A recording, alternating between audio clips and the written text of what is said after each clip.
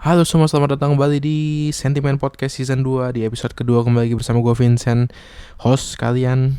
Di sini gue akan kembali bermonolog, ngomong-ngomong sendiri seperti biasa untuk menemani aktivitas kalian. Dan gimana kabar-kabar kalian? Semoga kalian baik-baik aja tentunya, dan semoga gak bosan-bosannya ya dengerin gue ngomong sendiri, dengerin gue asik sendiri. Dan gue taping ini di tanggal berapa nih? 20 Maret 2025, sudah memasuki hari-hari akhir di bulan Ramadan. Gimana puasa kalian? Semoga lancar selalu, semoga belum ada yang bolong ya sampai sekarang. Gak kerasa ya bulan puasa ini nanti-nanti udah mau berakhir aja. Cepet banget, kayaknya baru kemarin gitu pada traweh pertama, pada gembar-gembor puasa, nyari takjil di mana-mana rame banget ya, dari hari pertama sampai hari ketiga gitu. Bener-bener jalanan macet. Dan udah mau berakhir aja. Udah tanggal 20, tinggal beberapa hari lagi ya. Udah 3 minggu lah, besok 3 minggu berarti kalian puasa ya. Dan oh ya, gimana kalian? Apa THR udah pada cair THR? Udah mendekati hari raya ya. THR udah pada cair belum? Dan yang udah cair coba share dulu dong di kolom komen kalian pada ngapain aja nih dengan duit THR. Pada beli baju baru atau beli kue-kue kering, atau emang sengaja disimpan buat ongkos pulang kampung? Boleh coba share cerita kalian, pengalaman kalian nih. Nah, yang beli baju baru nih biasanya nih tanggal-tanggal segini udah mulai padat nih di daerah Tanah Abang ya. Gue bingung, di Tanah Abang ada berita yang bilang katanya pedagang lesu, katanya sepi. Tapi gue ada yang bilang kemarin, temen gue dari sono, katanya rame banget. Pulang sampai jam 11 malam sampai rumah, saking padatnya gitu belanja, ngantri banget gitu. Ini mana yang bener sih berita? Ada yang bilang sepi, ada yang bilang rame. Mungkin rame mah rame, tapi nggak serame dulu kali ya. Dari segi omset mungkin nggak kayak dulu, makanya pada lesu kali, atau kayak gimana, atau karena sepi jadi harus nurunin harga, banting harga gitu, jadi rame. Tapi walaupun rame, kayak profitnya nggak kayak dulu. Nggak ngerti gue kayak gimana. Ada yang bilang sepi, ada yang bilang rame. Ya gue nggak kesana either gitu ya. Ya udahlah ya. Dan kalau yang kue-kue nih biasanya nih pada mulai padat di mana ya, pusat kue kering tuh Pasar Senen ya. Iya, kemarin gue ngeliat di Pasar Senen, gue tergiur juga tuh, gue jadi pengen juga kesana borong kue. Mana murah-murah banget lagi, ada yang, jadi mereka tuh pinter ngejualnya paket gitu, dan paketnya juga banyak-banyak banget gue ngeliat, dan harganya tuh cukup terjangkau ya. Kayak 75.000 dapat 4 toples, 4 macam kue gitu kan, itu affordable banget lah.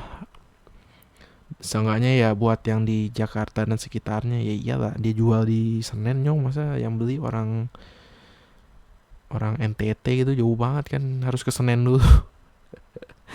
Iya, affordable lah harga segitu ya. 75.000 dapat 4, kayak it's a good deal gitu. Gue jadi pengen banget ke sana ngelihat, pengen. Gue kan emang suka kue-kuean ya, kue kering gitu, gue suka banget. Jadi pengen ikut ngeborong juga gue. Tapi ya nanti aja lah. Biar kalian dulu nih yang pada mau hari raya dulu nih, yang pada ngeborong. Gue mah kapan aja makan kue, nggak harus ada hari rayanya anjing. Gue makan kue kapan aja. Nah, selain di dua tempat tadi, gue lihat berita nih yang rame juga di ini kan ya. Di mana tadi ya? Gedung DPR kalau nggak salah. Yang demo-demo, wah gila, udah mulai chaos ya, udah mulai. Orang tuh lagi pada stres, orang tuh lagi pada nggak karuan pikirannya, pada lagi pada gila orang-orang gitu, tanda kutip ya, lagi pada gila. Ini ono naik, gajinya nggak naik gitu kan. Lebaran juga orang, ada beberapa yang gue tanya gimana persiapan lebarannya, gimana, nggak ada persiapan lah, ya udah lebaran ya udah biasa aja, nggak ada persiapan yang gimana banget, duitnya nggak ada gitu. Orang lagi pada pusing gitu, ada yang curi-curi kesempatan buat mengesahkan sebuah revisi undang-undang gitu. Ini gimana orang kagak ngamuk coba, ya nggak? Nah ini yang pengen gue bahas nih di podcast kali ini, di episode kali ini. Kayaknya kita bahas juga ya tentang revisi undang-undang. Sebenarnya gue tuh sebenarnya kemarin pengen gue gabung topiknya menjadi satu episode antara ini sama yang kemarin gitu, yang apa namanya? Kemarin tuh gue tapping apa sih? Korupsi ya, tentang korupsi. Anjing kayak tappingnya banyak aja gitu. Tapping baru episode kedua ini anjing udah lupa kemarin tapping tentang apa bangsat. Ya kemarin tuh tapping tentang itu tadinya mau gue satuin gitu jadi satu episode, cuma kayaknya kemarin aja gue itu aja durasinya udah 50-an menit gitu. Kalau gue gabung anjing sampai 2 jam gue ngomong sendiri. Ya gue sih nggak masalah, lunya ini yang denger pada mau nggak denger gue ngomong 2 jam sendiri gitu ya. Nanti ada beberapa topik mungkin yang lebih, wah tapi ini aja udah top tier banget ya. Kalau gue nunggu topik yang lebih urgent lagi, topik apa anjing kira-kira? Iya ini aja udah wadaw banget anjing. Kayak kita bahas itu aja kali ya. Lagi rame-rame banget nih apa RUU TNI. Bukan cuma di media apa ya, media mainstream ataupun di sosmed. Di gue sampai sama temen gue juga, ya temen gue ini kan bestie gue ini kan, dia cukup update ya tentang dinamika sosmed. Beda dengan gue yang IG pun gue nggak main nih. Temen gue udah mulai luntur nih idealisnya nih, udah terpengaruh nih anjing, mulai main IG reels gitu, scroll reels semua anjing. Beda sama gue ya gue sih enggak ya, I'm not saying that gue lebih apa ya, gue wah nggak jadi, gue terdengar kayak so edgy banget ya kayaknya anjing, nggak main sosmed nggak main apa, idealis banget lah. Fuck it, iyalah anjing, idealis bro, masih muda mah. Kemewahan terakhir anak muda tuh idealismenya. Ntar kalau udah tuaan dikit udah luntur bro idealisme. Yang penting duit. Iwan Fals dulu nyanyi bongkar, sekarang bongkar buat Top Coffee. Tuh duit bro. Siapa lagi ya anjing? Coki Pardede dulu dak. Sekarang jadi buzzernya Gibran. Tuh kalau udah tua begitu, duit gitu. Jadi selama kalian ini masih muda ya nih, gue kasih tahu juga ke kalian, nggak apa-apa jadi idealis aja. Itu kemewahan terakhir yang bisa lu apa ya, lu dapetin di masa muda lu mungkin. Ya kayak iyalah, harus idealis bro, masih muda mah, kapan lagi anjing. Keburu lu tua ntar yang ada nyesel doang, kenapa gue dulu nggak gini, kenapa dulu gue nggak gitu. Itu bro, idealis aja masih muda mah. Oke, balik ke apa ya, kita bahas RUU TNI kali ya, sabi kali ya. Dan ya disclaimer lagi nih, gue nggak punya otoritas apa-apa, jadi jangan berharap kalian bisa, gue tuh orang yang mendidik, yang mencerahkan gitu. Orang mendengar podcast gue tuh langsung kayak voila gitu di pikirannya. Enggak bro, gue nggak punya otoritas itu. Lu kalau mau, lu kayak salah tempat ya kalau ngarepin pikiran lu bakal kayak gitu setelah mendengar gue gitu. Lu kalau pengen pikiran lu terbuka, tercerahkan, lu ya kayak yang gue bilang, nonton Najwa Shihab, nonton Guru Gembul, nonton siapa lagi ya, Najwa Shihab sebenarnya gue juga nggak nonton sih, Guru Gembul gue nonton. Ya maksudnya ya orang-orang yang emang dia yang membranding dirinya itu kan tentang ya pendidikan apalah segala macem. Anyway, RUU TNI lagi rame banget. Sampai tadi ada demo ya, katanya udah disahin. Gue nggak ngerti secepat itu disahin. Dan anehnya ya anjing, kemarin nih ada 2 koalisi nih kemarin gontok-gontokan nih kemarin, giliran kayak gini mentang-mentang di pihaknya sama-sama ada TNI-nya malah bersatu. Tadinya kan Gerindra sama PDI itu kan gontok-gontokan, sekarang sama-sama mendukung. Yang ngesahin ketua DPR-nya Puan. udah kurang PDIP apa puannya kan. Gue nggak ngerti lagi lah itu gimana, maksudnya ada terlalu banyak hal janggal ya dari RUU TNI ini gue rasa. Dari rapatnya diem-diem gitu, sampai digerebek kan rapatnya anjing, digerebek tanda kutip ya, digerebek sama ormas gitu, bukan ormas apa ya, ya kayak ya ormas lah ya, kayak kontras dan lain-lain organisasi ya, that kind of, ya lu tau lah yang gue maksud. Digerebek anjing, udah gitu diem-diem, udah gitu buru-buru banget disahin gitu, bingung kenapa gitu. Komisi 1 DPR ya, rapat di hotel mewah gitu. Di hotel mewah rapat diem-diem tertutup. Why? Kan wajar nggak kalau orang curiga? Ya wajar lah anjing. Lu kalau kalau nggak mau dicurigain ya terbuka gitu. Lu punya DPR TV bro, apa namanya, parlemen TV atau apa, tae. Gue nggak tahu apa namanya. TV itu yang biasanya nyarin langsung kalau lagi sidang atau apa. Kenapa yang ini enggak gitu? Dan ya udah gitu ada satu ini lagi apa, influencer gitu, influencer udah terkenal lah, influencer punya influence gitu kan. By the way ini gue tadi udah nyatet juga beberapa poin-poin ini, wah panjang juga ini gue brainstorming tentang topik ini ya. Udah lah ya, kita bahas pelan-pelan ya, satu-satu ya. Tadinya sampai mana? Iya, influencer ya, si siapa tuh, si botak, mantan pesulap ya. Dia masih jadi pesulap gak sih itu podcaster satu itu ya? Ya sebut aja lah ya, si Cahyadi anjing, Dedi. Gue kemarin sempat lihat tuh ada video YouTube thumbnailnya, apa dia ya intinya kayak dia dihujat rame-rame sama netizen. Gue nggak ngerti kenapa dia dihujat. Gue pikir karena podcastnya dia atau apa gitu kan.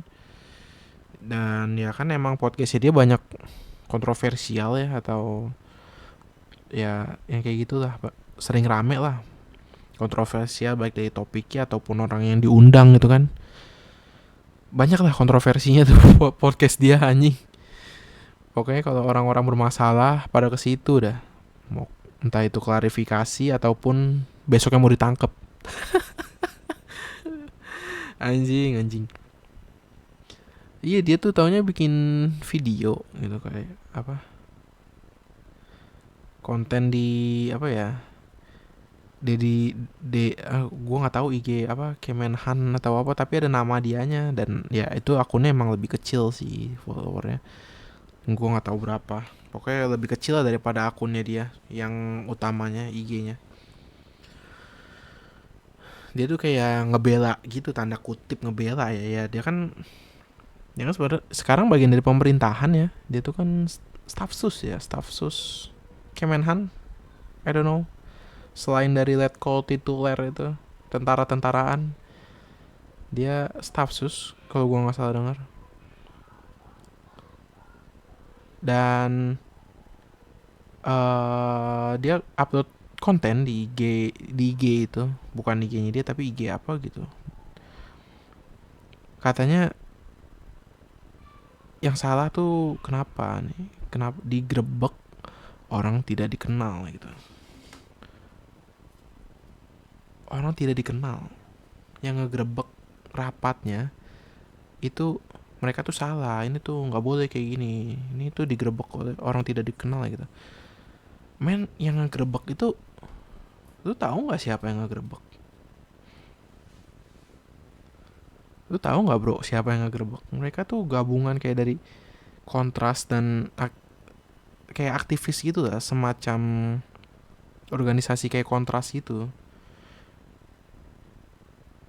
Mereka tuh yang dari dulu tuh udah apa ya? Mereka tuh udah lama ada, dan mereka tuh dari dulu yang udah ngebela rakyat gitu. Udah tanda kutip memperjuangkan hak-hak rakyat. terutama di bidang HAM. How can you, gimana ceritanya lu nggak tahu mereka itu?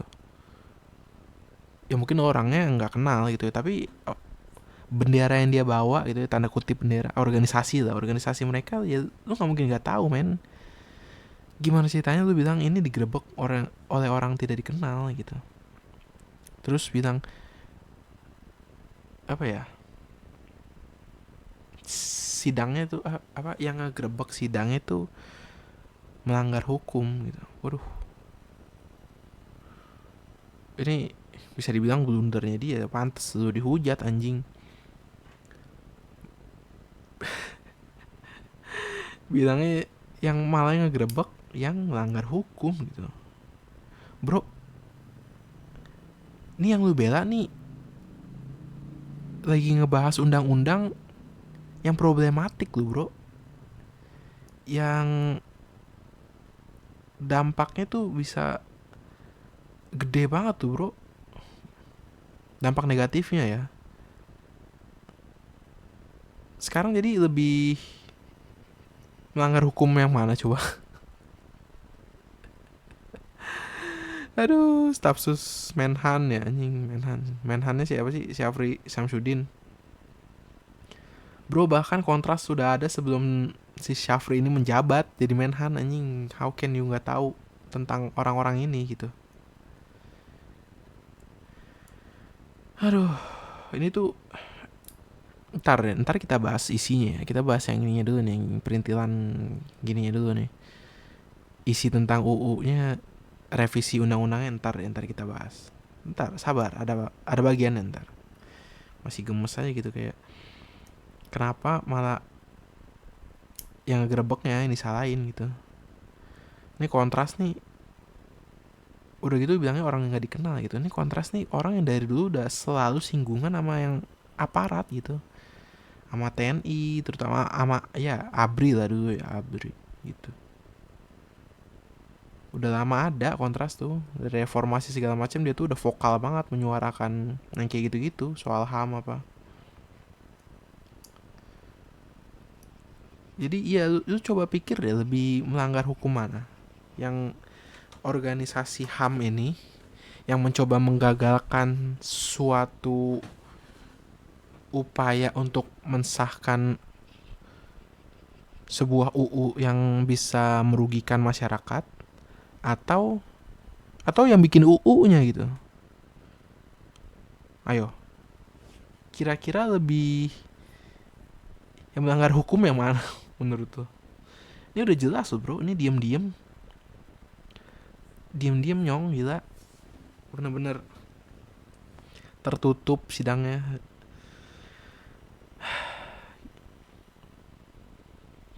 Gimana ya, sidangnya tertutup diam-diam di hotel mewah, membahas sesuatu yang dampaknya tuh udah jelas lebih banyak negatifnya. Gue kasih gambaran sedikit deh ya buat ke lu semua yang masih tanda kutip awam gitu ya. Apa sih negatifnya kalau UU-nya itu benar-benar ada gitu, disahkan, direvisi gitu. Jadi kurang lebih gini lah. Ini kan RUU TNI itu kayak menambah kewenangan TNI gitu ya. Jadi tadinya dia cuma boleh berkuasa di 5 sektor, sekarang jadi 10 sektor gitu. Jadi lebih luas cakupan kekuasaan mereka. Gitu simpelnya.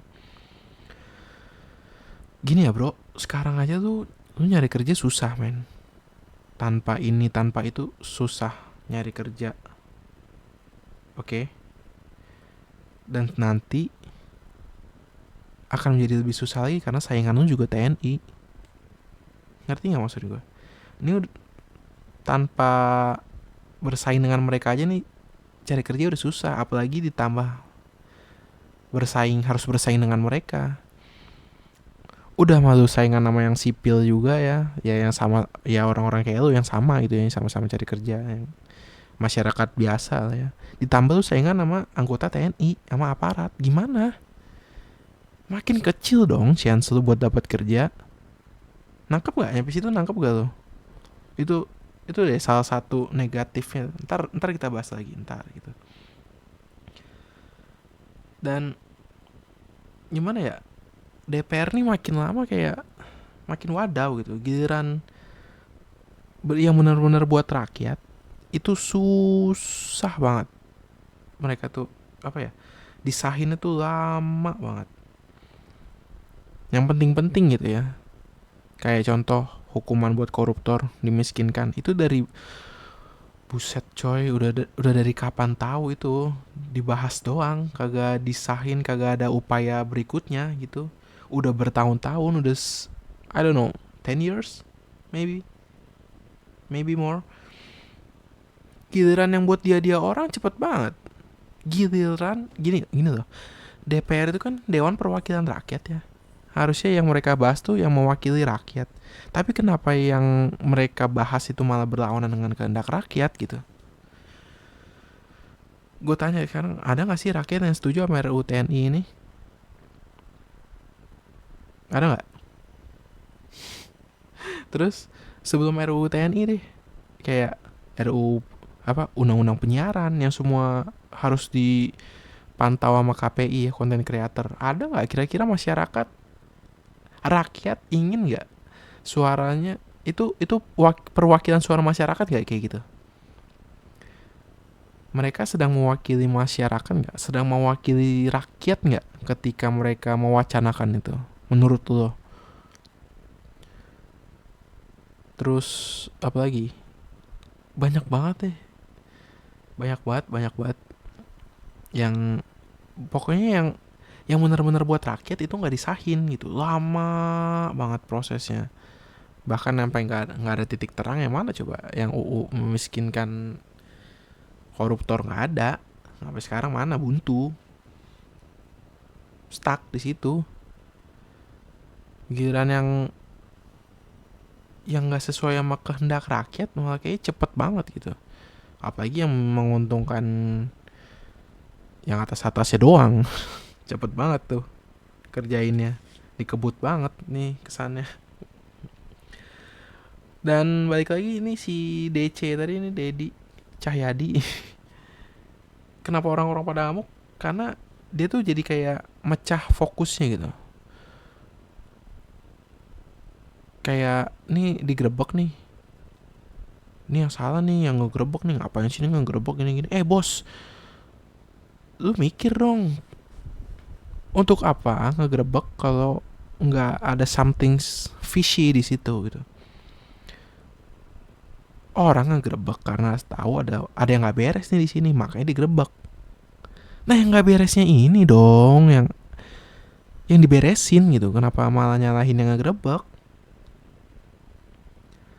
Ya kan, ada alasannya bro. Orang ngegerebek tuh ada alasannya. Nggak mungkin out of nowhere, kontras dan lain-lain itu ngegerebek rapat tersebut. Nggak mungkin bro, nggak mungkin bro, asli. Pasti ada alasannya lah kenapa mereka melakukan itu gitu. Nah alasannya ini apa ya? RUU tadi yang lagi dibahas, yang lagi dirapatin secara diem-diem, di hotel mewah tuh. Itu keterangan komplitnya ya, membahas RUU TNI secara diam-diam di hotel mewah gitu. Udah gitu, udah mah yang dibahas ini merugikan rakyat, di hotel mewah pula, nambah anggaran bisa. Gue kemarin nonton di Guru Gembul ya kayaknya, itu anggarannya range-nya tuh kalau DPR rapat di hotel itu range-nya 200 sampai 800 juta loh sekali rapat. Gila nggak? Kita ambil tengahnya aja deh, 200 sama 800, 500 lah ya. 200 tambah 300, 500 kan. 800 kurangi 300 juga 500 ya, tengahnya 500 deh. 500 juta sekali rapat. Di saat orang-orang lagi pada gila, lagi pada kalap, lagi pada stres, keadaan lagi susah, lu buang 500 juta buat sekali rapat doang. Untuk apa coba? Untuk apa? Rapat di situ. Katanya karena rapatnya bakal lama katanya. Karena jadi harus tempat yang nyaman. Wih, itu Ini DPR kayak ngegali kuburannya sendiri ngomong kayak gitu tuh. Gini loh, sebelum ini ada banyak rapat di Senayan, di gedung Senayan itu, gedung DPR, gedung Nusantara itu. Ada banyak rapat yang lebih lama dari ini loh. Dan itu tetap dijalanin di sana. Jadi nggak make sense alasannya karena rapatnya bakal lama gitu. Dan nyaman apa? Buset deh, itu gedung DPR kurang nyaman apa sih? Lu kalau lihat deh kursi-kursinya, itu kursi-kursi yang benar-benar gede, benar-benar empuk, benar-benar enak buat ditidurin gitu. Makanya banyak juga kan anggota DPR yang tidur pas sidang. Ya karena saking nyamannya, itu udah bukti gitu. Saking nyamannya orang nggak mungkin tidur kalau nggak nyaman gitu. Susah tidur. Nah ini orang seringan kok, bukan satu dua orang, bukan sekali dua kali yang tidur pas sidang. Ya saking nyamannya itu. Udah difasilitasi, kurang apa lagi sih gedung di Senayan itu? Kurang apa lagi? Coba, itu semua resource terbaik yang dimiliki negeri ini kayaknya itu yang mereka pakai gitu. Kursi terbaik, meja terbaik, AC juga yang dinginnya kayak di kutub kayaknya ya. Mic yang bisa dimatiin sama ketua. Dan sekarang malah nyalain yang grebek. Gimana coba kalau udah kayak gitu? Ya kan? Jadi kayak sengaja banget mecah fokusnya gitu. Mecah fokus kita lagi. Kita nih orang lagi pada marah ke yang dibahas gitu. Nah ini orang coba mecah fokus kita. Tapi yang ngegerebek kan juga salah, orang-orang hukum. Bos, nggak gitu anjing. Yang ngegerebek ini nggak mungkin ngegerebek kalau nggak ada yang perlu digerebek gitu. Ya nggak sih? Jangan malah nyalain yang gerebek. Alasan mereka ngegerebeknya ini yang harus lu beresin.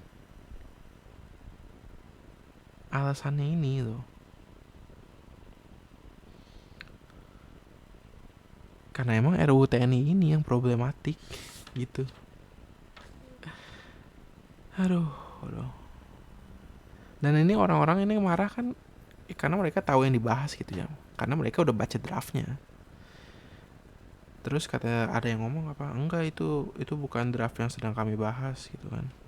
Enggak kayak gitu kok, isinya enggak seperti yang kalian kira. Ini enggak tentang difungsi TNI atau segala macam. Padahal orang-orang ini dapat draftnya tuh dari web asli DPR gitu, web resminya. Gimana coba? Terus mereka ngebahas, berarti mereka bohong dong. Yang mereka tunjukin ke kita draftnya bukan yang mereka bahas dong.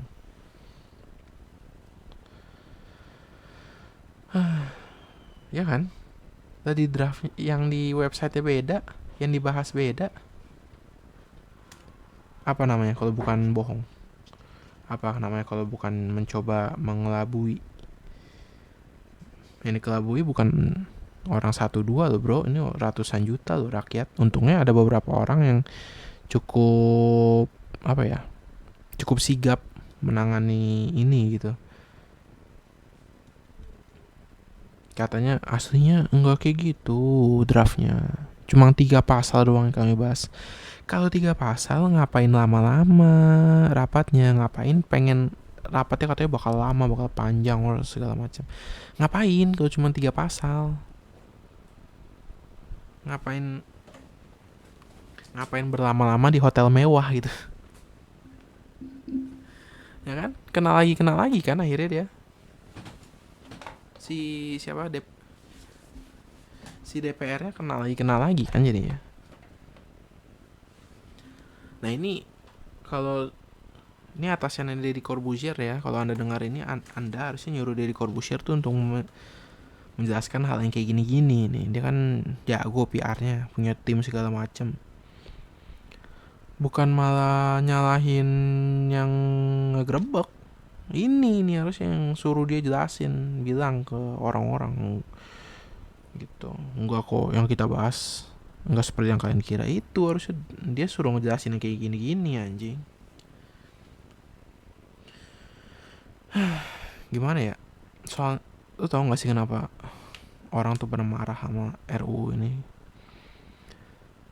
Yang kalian gak bukan karena kita udah punya sejarah kelam tentang hal semacam ini gitu. Sejarah yang benar-benar kelam gue rasa.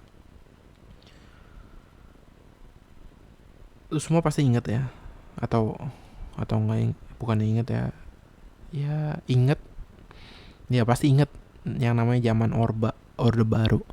Entah itu inget karena lu benar-benar ngalamin, atau inget karena lu pernah belajar, atau inget lu pernah baca tentang orde baru. Pokoknya lu pasti inget yang namanya orde baru. Itu bukan hal yang asing lagi bagi masyarakat Indonesia gitu.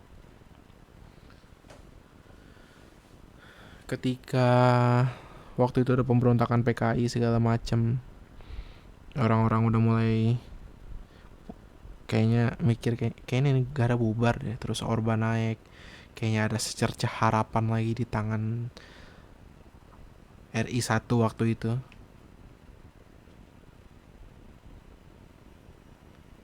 Ini nih yang bikin orang-orang tuh kayak murka gitu. Karena dulu kita pernah ada di posisi kayak gitu, dimana benar-benar dui fungsi ABRI itu, dulu kan namanya ABRI ya, Angkatan Bersenjata TNI Polri gitu. Dui fungsi ABRI itu ada, dan jadinya militer tuh ya bisa intervensi banyak hal di luar kewenangannya seharusnya gitu. Jadi masuk ke ranah sipil. Banyak dulu tuh anggota ABRI ya, itu yang jadi utusan daerah, anggota utusan daerah, atau sekarang namanya DPR gitu. Dulu banyak di DPR. Terus banyak juga yang masuk kabinet. Mirip kan sama sekarang. Masuk kabinet banyak perwira-perwiranya. Banyak juga yang jadi kepala daerah, gubernur, wali kota. Itu banyak dari ABRI gitu. Tahu nggak kenapa berbahaya militer kalau sampai campur tangan ke ranah sipil? Ya karena mereka bersenjata. Ada dua yang mereka punya tentang persenjataan ini. Mereka tuh punya dua. Mereka punya akses terhadap senjata itu, dan mereka punya izin buat makainya. Mereka punya otoritas untuk menggunakan senjata. Ini dia yang bahaya. Udah mah dia punya akses buat dapetin senjata, dia juga boleh memakai senjata itu. Gitu loh.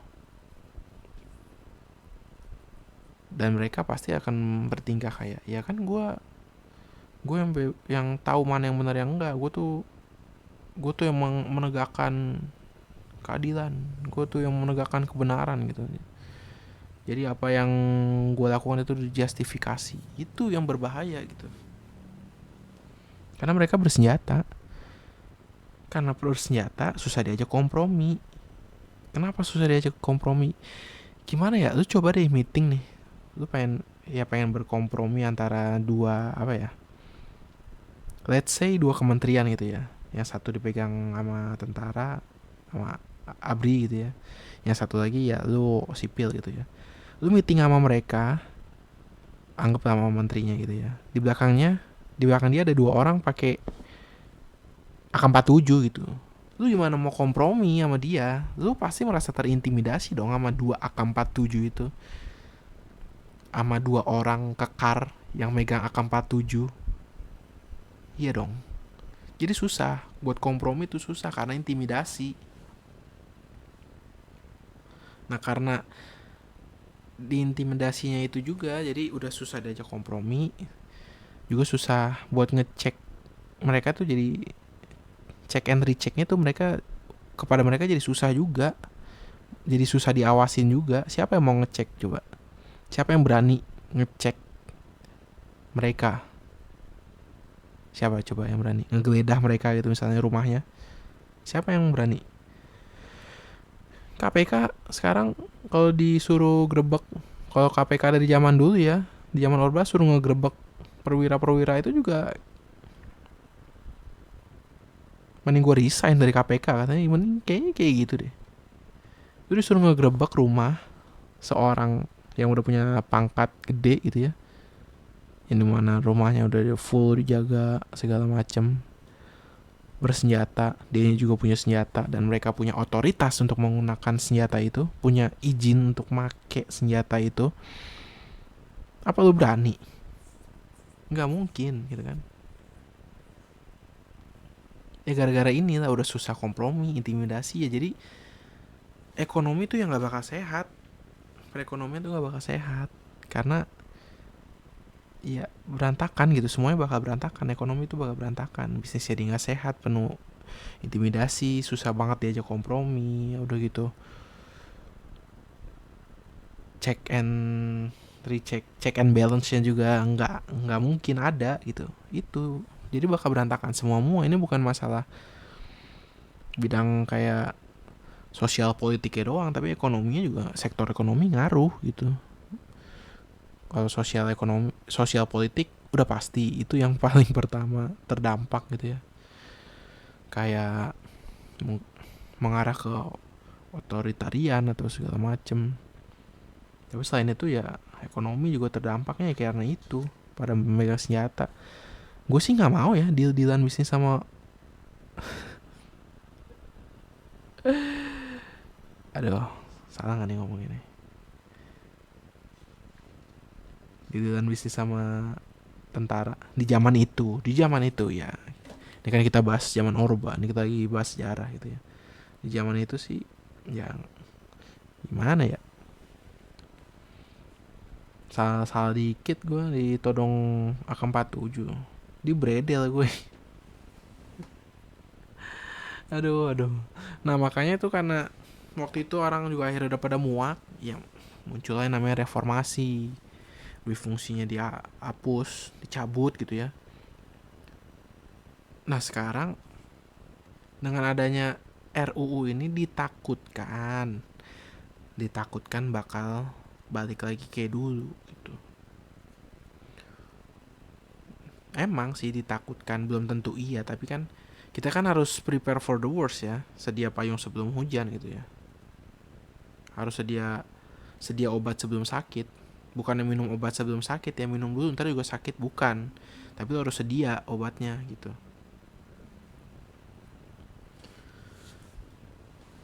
Jangan sampai hal-hal kayak dulu tuh kejadian lagi, karena nggak mau lah berantakan kayak dulu lagi nih negara ya kan, bisa-bisa bubar nih negara anjing kalau kayak gitu mulu mah. Reformasi dicabut, udah adem ayem, sekarang mau dibalikin lagi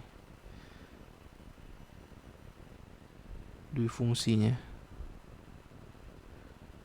Terus ada ya orang-orang, beberapa orang lah bilang, jangan takut dengan duit fungsi ABRI, duit fungsi ini enggak lah, itu cuma ada di pikiran lo doang.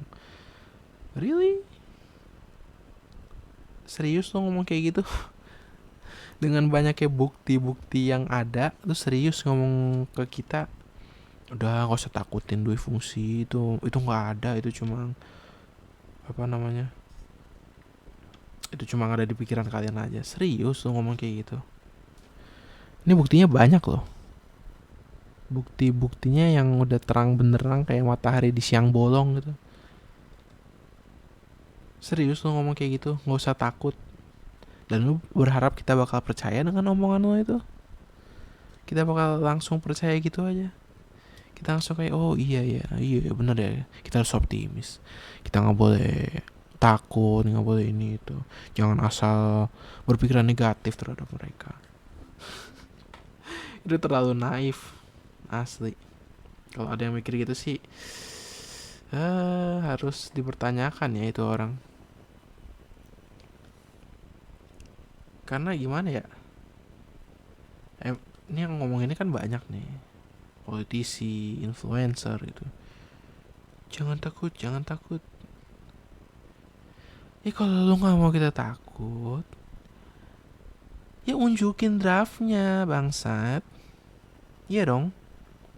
Oke, lu nggak mau kita takut nih. Oke, coba deh. Gue pengen lihat deh.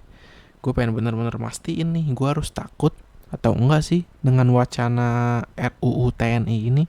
Gue pengen lihat dong draftnya yang kalian bahas. Nah, draftnya udah nggak ada di website resminya. Sekarang udah nggak ada. Yang mereka yang kemarin ada itu yang udah dibaca sama Kontras makanya digerebek itu. Sekarang udah nggak ada di web resminya DPR, udah nggak ada. Jadi kita harus berlandaskan apa untuk nggak takut ini, percaya dengan omongan lu doang. Omongan politisi mana ada sih yang bisa dipercaya? Hah? Mana ada yang bisa dipercaya? Omongannya mereka. Kita harus percaya sama apa coba? Harus husnuzon aja gitu. Gila, dikira ini masalah receh kali. Dikira kayak ginian tuh masalah gampang gitu. Bermodalkan husnuzon aja, percaya aja udah. It's okay, jangan takut, nggak perlu lah takut sama dui fungsi, itu cuma nggak ada dui fungsi itu cuma ada di pikiran kalian doang. What? Nunjukin draft yang nggak mau, yang ngegerebek malah disalah-salahin yang ngegerebek, padahal nggak mungkin ngegerebek kalau nggak ada yang harus digerebek.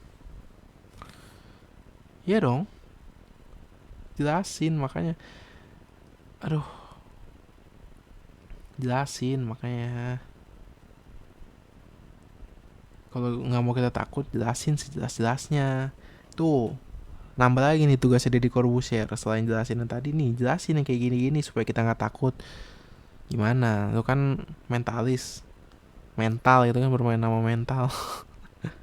Gimana? Coba kali lu punya kata-kata yang punya efek hipnotis gitu, jadi orang-orang pada kayak, oh ya, jangan takut gitu.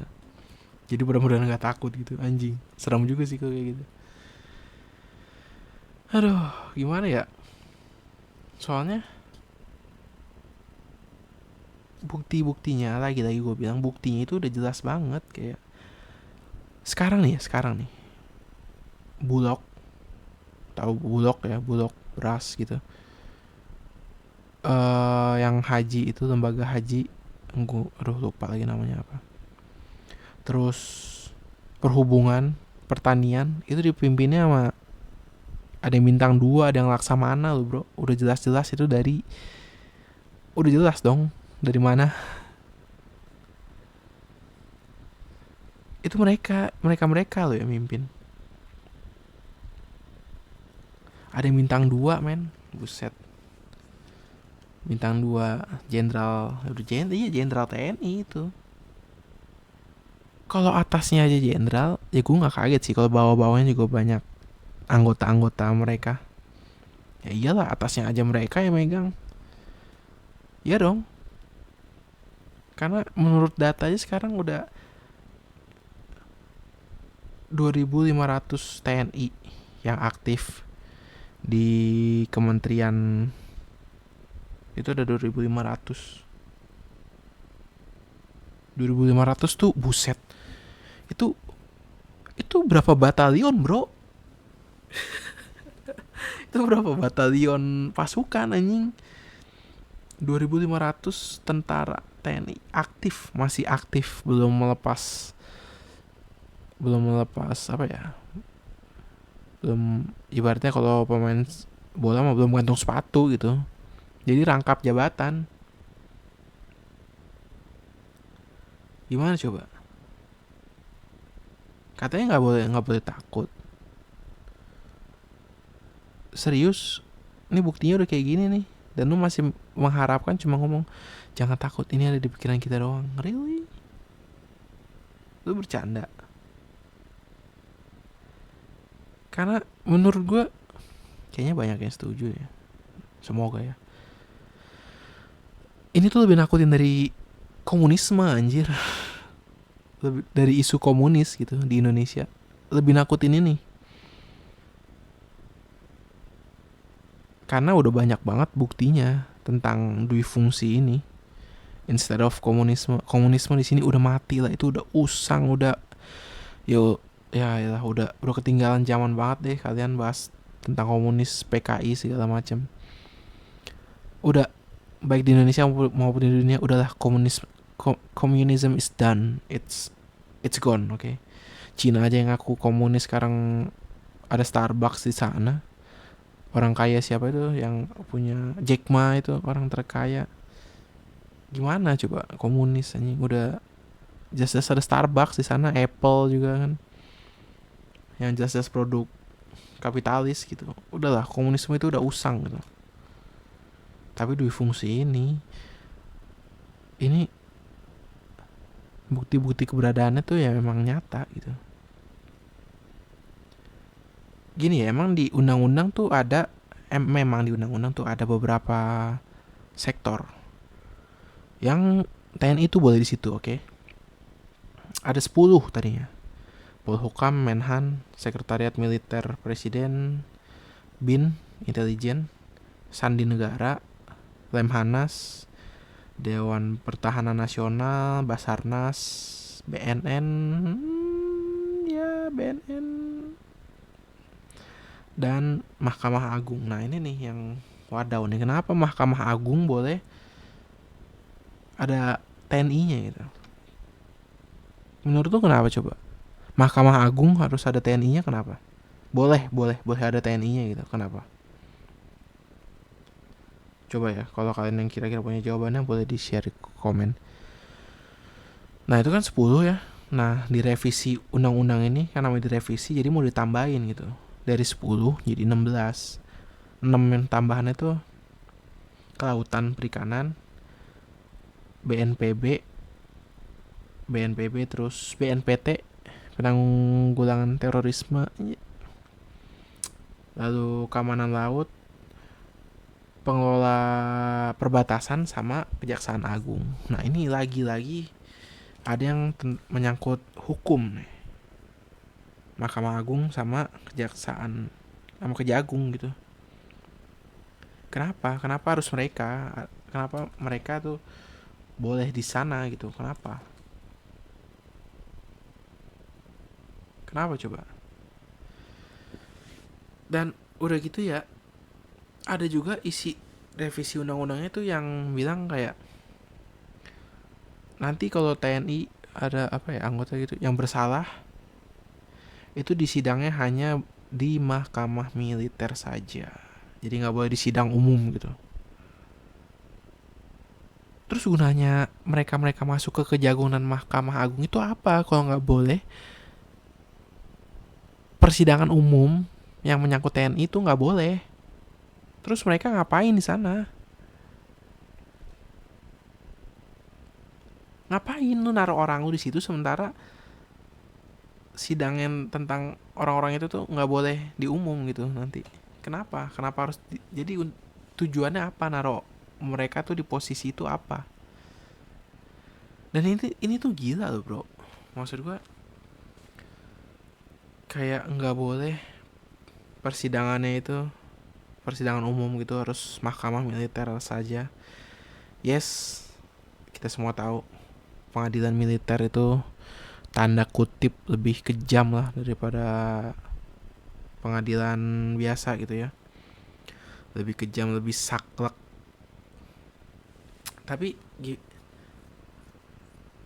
Tapi kan biasanya mahkamah militer itu kan ngurus yang antar mereka doang gitu. Ya memang kan hanya ngurus yang mereka doang, antar mereka doang. Nah kalau mereka melakukan kesalahan terhadap rakyat sipil, kenapa sidangnya nggak boleh dibuka untuk umum? Nggak boleh sidang umum kayak sebagaimana mestinya, kayak yang kemarin-kemarin dilakuin gitu. Kalau ini internal mereka, oke lah, terserah lu urus dan anggota lu gitu kan. Ada 2 anggota mereka tembak-tembakan, oke lah nih, silakan deh lu urus sendiri nih anggota lu nih, lu disiplinin mereka gitu kan. Tapi kalau yang jadi korban tuh sipil gimana coba? Kayak yang kemarin nih, kasus beli mobil itu anggota yang tembak-tembakan ya akhirnya, rental mobil atau apalah, gue nggak gitu ngikutin kasusnya. Nanti sidang kayak gitu tuh udah nggak boleh sidang umum, jadi cuma di mahkamah militer doang. Kayak nanti kalau ada yang bersalah gitu kasus sama rakyat sipil, kayak oke, gue tahu kalian ada masalah, tapi tolong serahkan ini semua ke kami biar kami yang urus sendiri anggota kami, kalian nggak perlu tahu segala macamnya lah. Kalau gue nggak boleh tahu proses persidangannya, proses hukumnya kayak gimana gue bisa tahu orang ini diadilin beneran atau enggak, hukuman yang selayaknya atau enggak, hukuman yang sepatutnya dia dapat atau enggak. Karena kan sidangnya antar mereka doang nih, tertutup,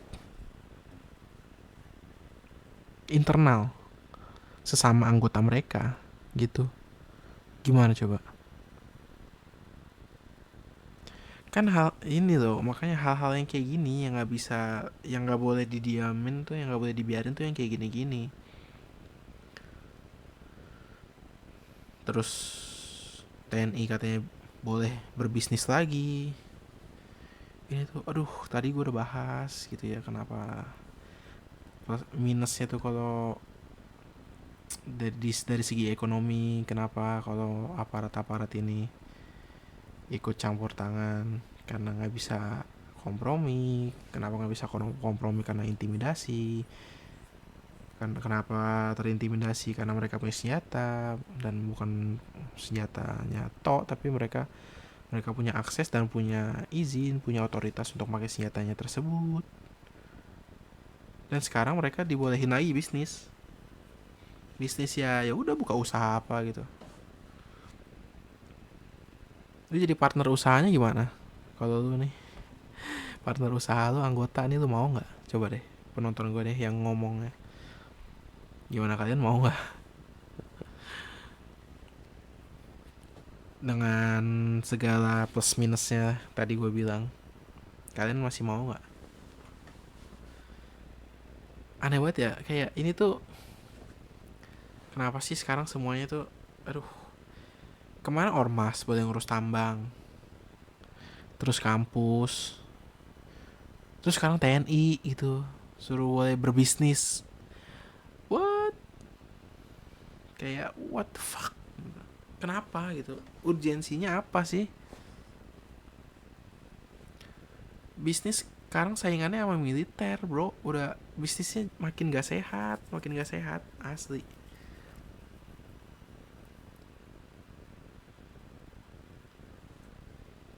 Lu buka warung makan gitu ya, sampingnya juga buka warung makan, tapi yang punya TNI gitu kan.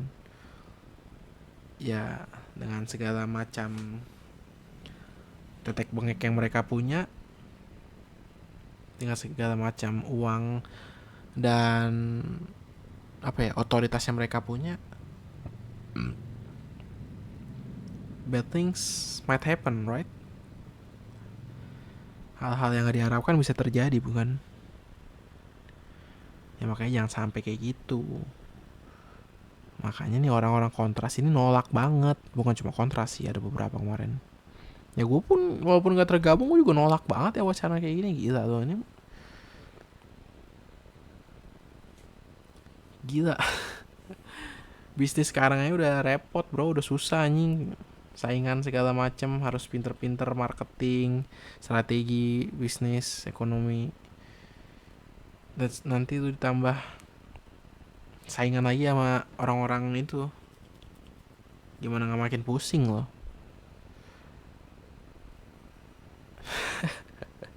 Ya kan, bener kan, gimana lu nggak makin pusing coba.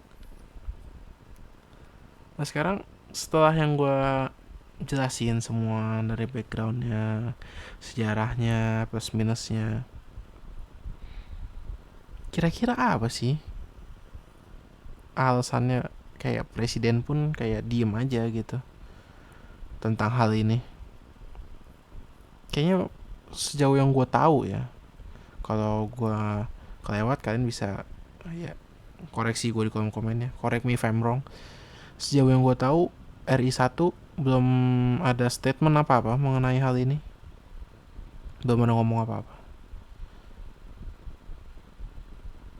Dan gimana ya, mungkin alasannya dia itu kayak, ya kita semua tahu lah dia latar belakangnya apa, militer juga kan, legend ya, bintang 3 bro, tinggi juga pangkatnya. Latar belakangnya dia militer, dia sekarang menjabat sebagai RI 1, pimpinan tertinggi. Dan namanya presiden itu kan pasti punya program ya, program kerja yang pengen dijalanin, baik itu jangka pendek ataupun jangka panjang, program-program ekonomi, program-program apa lagi, pendidikan, pasti dia udah punya dong gambarannya, kira-kira kedepannya bakal kayak gimana Indonesia tuh pengen diarahin ke arah mana gitu sama dia. Iyalah pasti dia punya lah visi kayak gitu, kalau enggak mungkin jadi presiden bro. Ya mungkin aja sih ngandelin joget-jogetnya doang kan kemarin.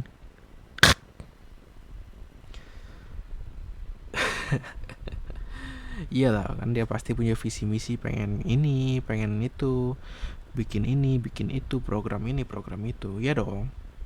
Nah kayaknya ya siapa sih yang nggak mau kalau udah ngerancang program ini itu, pasti pengennya programnya lancar dong, nggak ada kendala, seamless gitu semuanya, kayak tanpa hambatan, kayak jalan tol lurus terus ngebut lancar gitu. Iyalah gue juga gitu kok pengennya, gue udah punya program ini itu, program di channel gue, contohnya yang skala kecilnya di channel gue, live streaming podcast ini lagi gue tekunin, terus program shorts lagi ketunda karena storage HP, terus apa lagi ya, program kerja gue tuh di channel gue, video by one LS itu belum nemu lagi, belum nge-record lagi, ada satu tinggal di-upload. Tapi intinya kayak gitulah, dan gue pengen semuanya ya tanpa kendala dong. Contoh satu deh yang tadi di LS, gue pengen tanpa kendala dong program gue pengen ada upload konten terus, gue pengen kenal sama orang-orang yang emang suka buy one atau battle buat dikontenin gitu kan. LS ini game ya buat yang nggak tahu, pokoknya video tentang main game gitu. Itu kan program di channel gue ya, gue kan pengen program itu lancar. Nah supaya gue pengen program itu lancar karena ini tentang game, gue pengen circle gue, orang-orang di sekitar gue juga orang yang gamer dong, yang ngerti tentang gamenya dong, yang main tentang game itu. Ya dong, pastilah. Masa gue mau bikin konten tentang game, tentang orang battle di game, tapi gue nggak punya temen buat di gamenya itu.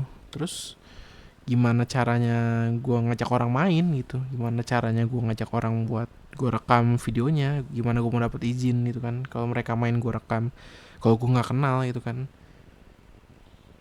Ya makanya gue mencoba circle gue tuh supaya yang sefrekuensi sama gue gitu, sama-sama gamer, sama-sama suka main game ini, sama-sama suka ya yang kayak gitu-gitu lah, ngerti lah kalian maksud gue ya, supaya program gue ini lancar, gue bisa bikin video terus, gue bisa upload terus, ya dong. Nah gue rasa RI 1 juga begitu bro, karena dia pengen semua programnya lancar, yang semua orang juga pasti pengen punya program tuh lancar berjalannya. Jadi pengen semua orang sekitarnya dia tuh, yang circle satunya dia tuh ya yang, ya gue gak mau bilang yes man semua, tapi kayak yang sefrekuensi lah sama dia. Karena dia backgroundnya militer, ya jadi banyak ditaro yang militer juga di sana, di posisi itu gitu. Karena kalau militer itu kan chain command ya, kalau dari paling atas A ya udah sampai paling bawah juga A gitu. Nah gue rasa ini nih yang pengen dia terapin gitu. Sebisa mungkin kayak circle-nya tuh banyak kan militer gitu, supaya chain command ini nggak putus, supaya benar-benar bisa terlaksana programnya dia. Which nothing wrong kalau dilihat dari sisi itu, tapi yang nggak perlu sampai kayak gini juga kali gue rasa ya, sampai apa ya, sampai dui fungsi ini, sampai mengarah ke dui fungsi. Gua rasa nggak harus kayak gitu juga ya. Jadi ya mungkin itu ya alasan Eri satu. Menurut gue yang paling logis sih itu, kenapa dia tanda kutip kayak membiarkan wacana ini berjalan gitu aja. Ya mungkin itu karena dia juga emang pengen circle-nya dia tuh, orang sekelilingnya dia tuh ya yang militer semua, supaya kalau dia udah bilang A ya udah A semua gitu. Mungkin loh ya, mungkin ini mah mungkin aja. Ya saya mah apa tuh cuma riset kecil-kecilan. Kalau ada salah-salah ya mohon maaf gitu ya. Ini kan menurut hemat saya yang terbatas aja ini. Gitu guys. Soalnya apalagi coba, mau positive thinking kayak gimana lagi coba, dengan banyak kayak tanda kutip penyimpangan ini. Gimana mau positive thinking gimana lagi? Ini udah terang benderang bagai matahari di siang bolong gitu, di fungsinya tuh. Kayak yang tadi gue bacain aja, yang boleh diisi tuh ada 10, tapi yang diisi sekarang di Bulog, Haji, Pertanian, Perhubungan, itu nggak ada yang di 10 itu gitu. Bahkan yang di 6 tambahannya pun direvisi, yang jadi 16 itu pun nggak ada. 16 tuh, yang 10 tambah 6 itu nggak ada tentang Bulog, Haji, Pertanian, Perhubungan. Itu 16 itu nggak ada, dan ini orang udah ngisi di situ gitu loh. Bahkan sebelum UU-nya dibuat, direvisi, bahkan sebelum UU-nya direvisi nih orang-orang ini udah menempati posisi tersebut. Gimana coba? Di posisi yang emang nggak diatur gitu, yang nggak ada diaturan, nggak ada diaturannya. Bener-bener nggak ada. Mau yang 10 yang sekarang udah ada 10, ataupun nanti yang direvisi jadi 16, itu nggak ada. Nggak ada Bulog, Haji, Pertanian. Anjing ngapain cuy? Haji dipegang sama jenderal gimana? Ini jenderal yang paling paling getol ibadahnya apa gimana? Gimana coba? Gua sih udah bingung kenapa gitu. Kenapa nggak ada alasan logisnya soalnya sampai harus ditaruh di situ. Jadi ya alasan yang paling logis yang bisa gue utarakan ya mungkin yang tadi gitu, karena presidennya militer, jadi dia pengen orang-orang circle di sekitarnya juga militer, supaya ya makin gampang aja gitu buat ngatur-ngaturnya. Karena emang tanda kutip tradisi di militer kan gitu ya, kalau dari atas A ya udah semua A gitu. Mungkin mungkin itu ya guys, tapi ya we'll see bakal kayak gimana, karena hari ini udah disahin RUU-nya. Gak tahu besok Jumat nih, besok tanggal 21 berarti bakal demo kayak apa lagi gue nggak tahu. Dan aduh, please lah DPR, kenapa sih, kenapa gitu, kayak timing kalian tuh nggak pernah pas gitu. Udah gitu bahasannya juga bahasan yang benar-benar tidak mewakilkan rakyat gitu. Dari RUU KUHP, Cipta Kerja, sekarang terus waktu itu apa, penyiaran, sekarang RUU TNI. Gue rasa nggak ada masyarakat yang merasa suara diwakilkan ya dengan adanya RUU ini. Gue rasa sih masyarakat nggak ada yang menghendaki ini. Ya terlihat sih dari gimana besarnya penolakan masyarakat, baik di sosmed ataupun di media mainstream, bahkan sampai turun ke jalan tadi demo gitu. Itu kan udah lampu kuning gitu ya, kayak please stop gitu, tapi malah disahin. Jadi ya we'll see gimana polemik ini akan berlanjut. Kalau dari gue sih, kalian yang punya platform kayak gue nih, ya walaupun platform gue kecil, kalian nggak usah mikir platform gue apalah, platform gue follower gue cuma segini. Enggak men, lu semua punya hak buat bicara. Walaupun apa ya, kalau dari agamanya kan ada sampaikanlah walaupun satu ayat. Kalau ini kayak sampaikanlah walaupun reach kalian tuh cuma satu orang gitu. Sampaikanlah walaupun cuma ke satu orang. Siapa tahu nanti dari satu orang ini dia nyebarin lagi ke satu orang lagi, ke satu orang lainnya, lalu nyebarin lagi ke yang lain-lain, kan jadi banyak.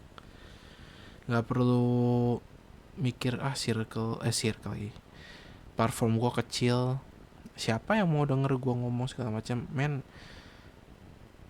Gue aja platform gue juga nggak gede, kecil banget, tapi gue sudah mengupayakan sebisa gue untuk speak up tentang hal ini, menyatakan sikap bahwa gue menolak RUU TNI ini. Ini langkah nyata yang gue lakuin gitu. Walaupun platform gue kecil, walaupun ya fuck it gitu, gue ngomong aja. Yang penting ya ini sikap gue gitu, supaya yang lain tuh yang sedang berjuang juga tahu, oh ternyata kita nggak berjuang sendiri ya. Sebenarnya ada banyak loh orang-orang di belakang kita. Buktinya nih banyak orang yang bersuara. Memang suara mereka kecil, tapi karena banyak, ya suara mereka juga lama-lama jadi gede. Jadi ya kalian, gue sih please, kalau kata guru Gumul, ayo rame-rame suarakan tolak RUU ini, supaya apa yang udah pernah kita alamin di masa lalu yang kelam di Orde Baru itu gak terulang lagi, baik di masa kita hidup ataupun di masa depan ketika anak cucu kita itu hidup gitu. Jangan sampai Indonesia benar-benar memasuki masa kegelapan lagi kayak dulu. Oke, mungkin sekian aja yang bisa gue omongin dari tema ini di episode kedua ini. Dan ya sebenarnya gue agak lemas nih gara-gara tadi nih Indonesia main bola kan, dari lawan Australia kalah 1-5 anjing. Tadi gue di grup juga ada diskusi juga. Gue coba aja ngelempar obrolan aja gitu. Kayak ini mah pikiran liar gue aja. Ini kayaknya sengaja kalah nih Indo. Kalah sampai 5-1. Sengaja kalah kayaknya supaya besok yang dihujat timnas bukan DPR.